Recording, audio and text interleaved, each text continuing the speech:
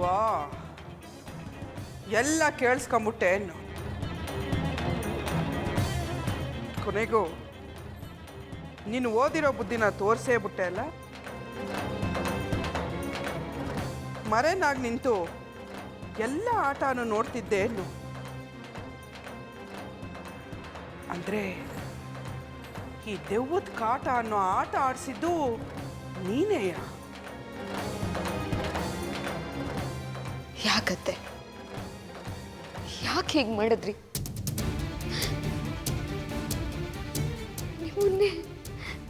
ನಿಮ್ಮನ್ನೇ ದೇವ್ರು ಅಂತ ನಂಬಿರೋ ನನ್ನ ಗಂಡಂಗೆ ಯಾಕೆ ಹೀಗೆ ಅನ್ಯಾಯ ಮಾಡಿದ್ರಿ? ಅನ್ಯಾಯವ? ಯಾವ್ದವ ಅನ್ಯಾಯ? ಅತ್ತೆ ಅತ್ತೆ ಅಂತ ನನ್ನ ಮರಳು ಮಾಡೋ ಹಂಗೆ ಮಾತಾಡಿದ್ರಿ.